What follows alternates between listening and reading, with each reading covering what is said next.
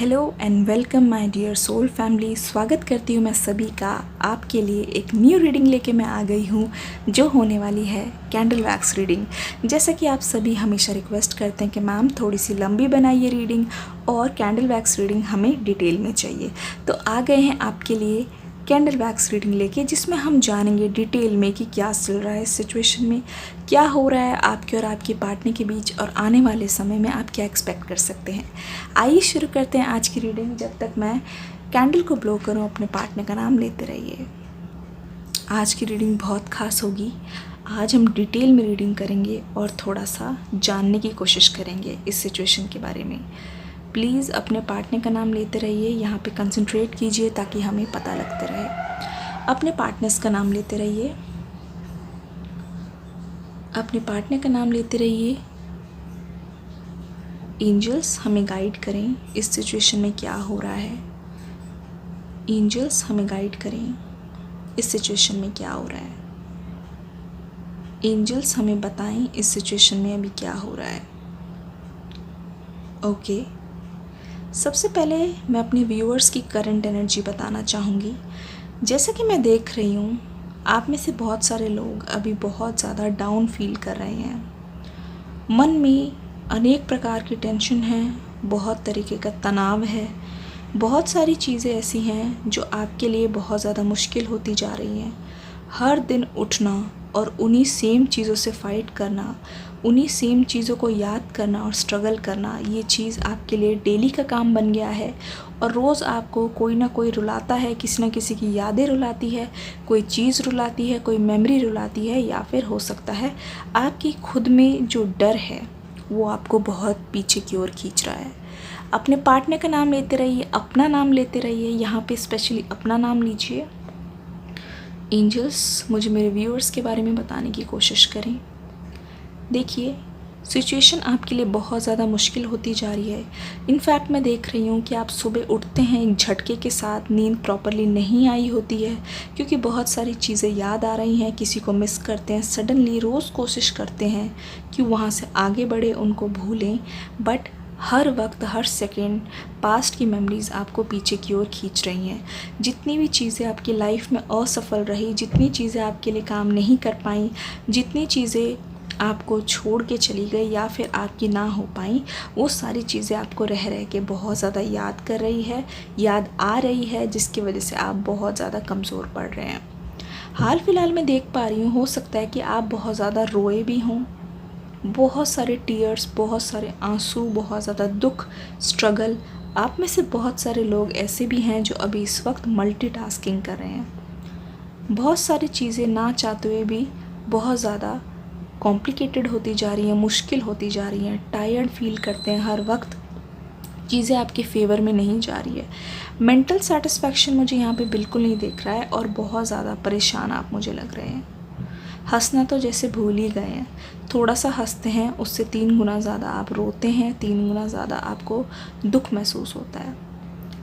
क्यों हो रहा है ऐसा? आप में से बहुत सारे लोग मैं देख रही हूँ करियर को लेके बहुत ज़्यादा परेशान हैं। प्लीज़ आपके साथ रेजोनेट कर रही है तो मुझे कमेंट सेक्शन में ज़रूर बताइएगा।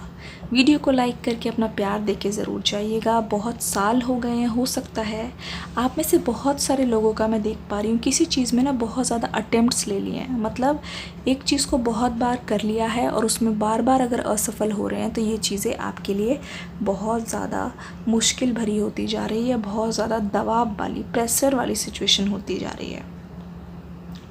बहुत ज़्यादा एक ही चीज़ पर अटके हुए हैं। एक्चुअली क्या है, आपके लिए होल्ड ऑन करना बहुत ज़्यादा इजी है, बहुत ज़्यादा इजी है किसी चीज़ को पकड़े रखना, लेकिन बहुत ज़्यादा दिक्कत, दुखदायक, तकलीफ़दायक है किसी चीज़ को छोड़ना।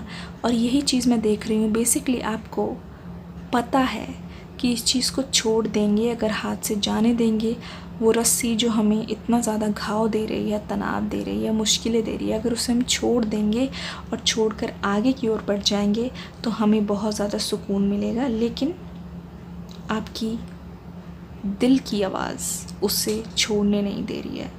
दिमाग कहता है छोड़ दो, आगे बढ़ जाओ, जो चीज़ तुम्हारे लिए है उसके साथ जाओ, यूनिवर्स को एक मौका दो, खुद को एक मौका दो, ताकि आगे जो तुम्हारे लिए अच्छा है, जो डिवाइन टाइमिंग के अकॉर्डिंग जो तुम्हें मिलने वाला है, उसके लिए अपना रास्ता बनाओ। लेकिन दिल कहता है नहीं, एक चांस और, एक चांस और, हो सकता है वो बदल जाए। यहाँ पे किसी पर्टिकुलर पर्सन के बारे में आप सोच रहे हैं बहुत ज़्यादा कुछ दिनों से।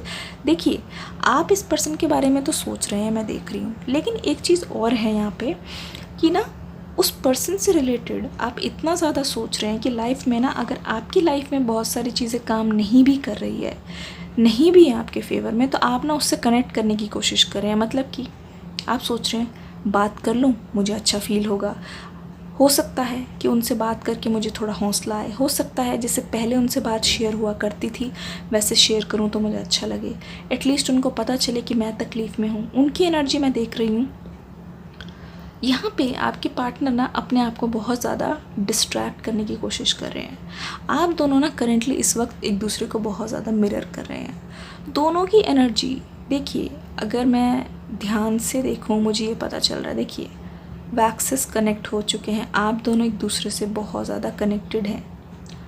जो एनर्जी आपको उनकी फ़ील हो रही है ना, हो सकता है वो एनर्जी बेसिकली उनकी हो। वो सेम फील कर रहे हैं, इस वजह से आपको ऐसा फील कर रहा है, और आप ऐसा फील कर रहे हैं तो वही एनर्जी उनके पास जा रही है। लेकिन वो एक चीज़ कर रहे हैं, डिस्ट्रैक्शन थेरेपी। अपने आप को काम में उलझाने की कोशिश कर रहे हैं, अपने दिल की फीलिंग से भागने की कोशिश कर रहे हैं। जिस चीज़ को आप छोड़ने के लिए तैयार नहीं हैं, वो ऐसा सोच रहे हैं कि मुझे वो चीज़ छोड़नी होगी, क्योंकि मुझे अपने बेटर फ्यूचर पे ध्यान देना है।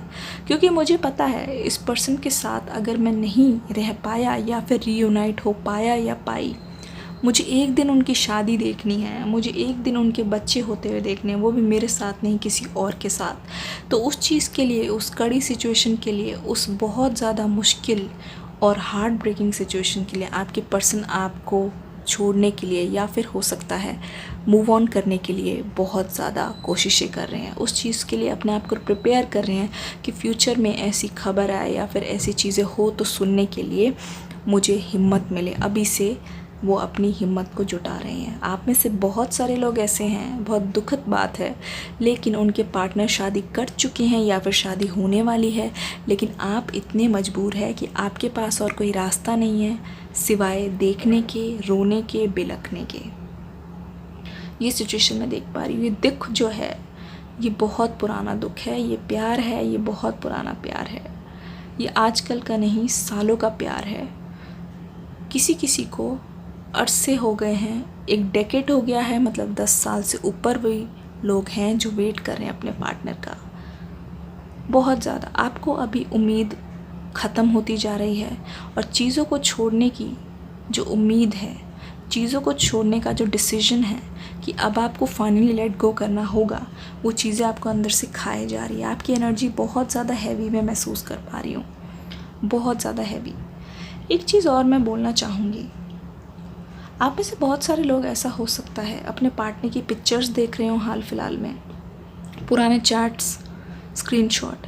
देखिए, जब तक वो चीज़ें हैं ना आपके पास, किसी चीज़ से अगर आपको डिटैच होना है ना, अपने लिए, अपनी खुशी के लिए, अपने अच्छे के लिए, तो आपको करना क्या होगा? आपको करना ये होगा, उनसे जुड़े हुई जितनी भी चीज़ें हैं उनसे अपने आप को सबसे पहले डिटैच करना होगा। क्योंकि एक तरीके से वो तो डिटैच हो गए हैं, वो आपके कांटेक्ट में नहीं हैं, लेकिन उनसे जुड़ी हुई जितनी भी चीज़ें हैं ना, हो सकता है कोई गिफ्ट्स हो, पेंडेंट हो, या फिर कपल ने कितना कुछ एक साथ बिताया होता है समय, कितना कुछ एक दूसरे को दिया होता है, कितना कुछ शेयर किया होता है, वो सारी चीज़ें अगर आपके पास, वो ऑब्जेक्ट्स रहेंगे, तब तक वो आपसे जुड़े हुए हैं। आप में से बहुत सारे लोग ऐसे हैं जो मूव ऑन करने का कब तक या कब से सोच चुके होंगे, लेकिन आपको ये समझ नहीं आता ये इंसान हमेशा मुझे क्यों याद आते हैं, ये इंसान मुझे हमेशा क्यों याद आते हैं। क्या है ऐसा कि जब भी मैं आगे बढ़ूँ तो 10 कदम पीछे की ओर जाऊँ? क्या है ऐसा कि इस पर्सन की एनर्जी मुझे आज भी फील होती है? तो माय डार्लिंग, वो है उनके बिलोंगिंग, उनसे जुड़ी हुई चीज़ें जो आज भी आपके साथ हैं, जो आज भी आपके पास है, जो हमेशा आपको उनकी याद दिलाती है, हमेशा उनसे जुड़ी हुई रखती हैं। आपके पर्सन ने आज तक अपने आप को आपकी चीज़ों से दूर नहीं किया है। आपको ऐसा लगता होगा कि आपके पर्सन आपसे नफ़रत करते हैं, जी नहीं, नफ़रत नहीं हुई है जनाब, बस प्यार कम हुआ है। वो क्यों हुआ है? डिस्टेंस की वजह से। वो क्यों हुआ है? दूरियों की वजह से। वो क्यों हुआ है?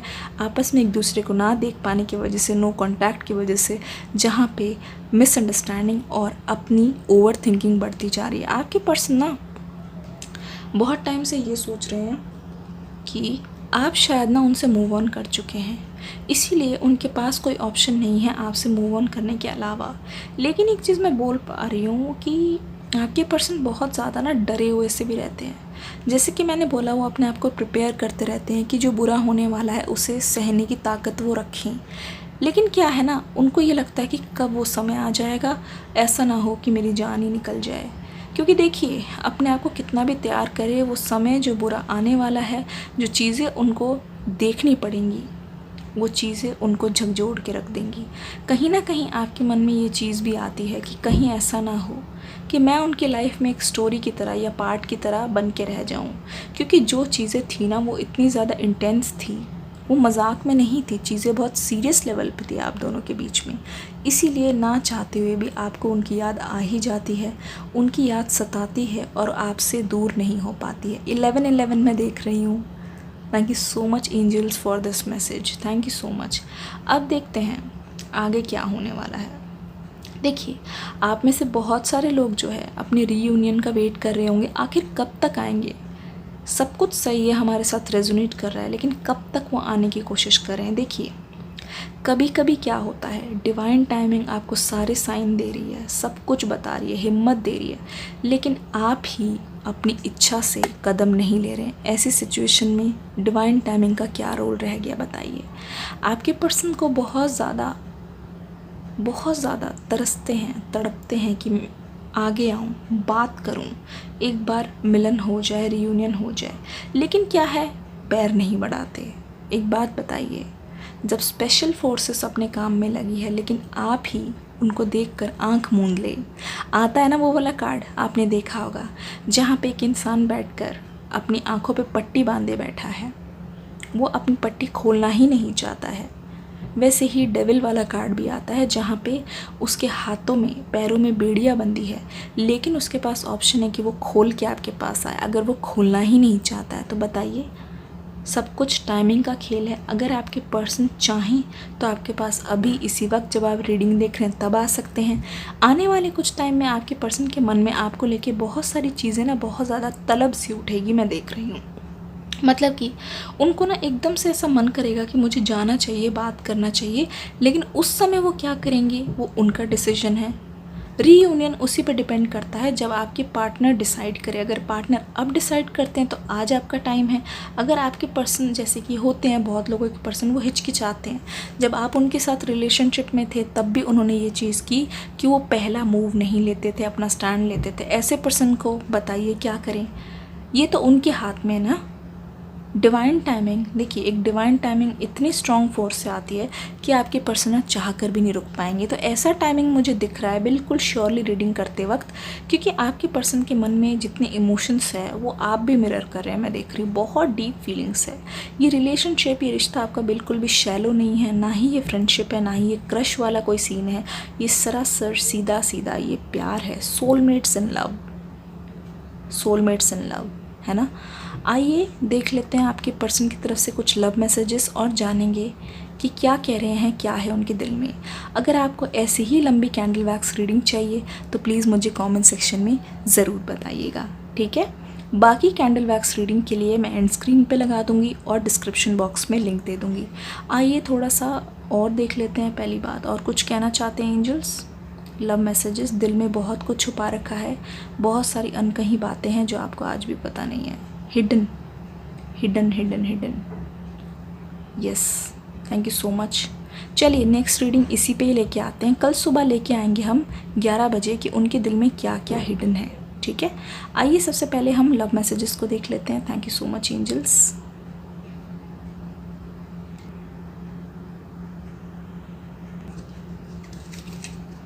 अपने पार्टनर का नाम लेते रहिए, अपने पार्टनर का नाम लेते रहिए। Thank you,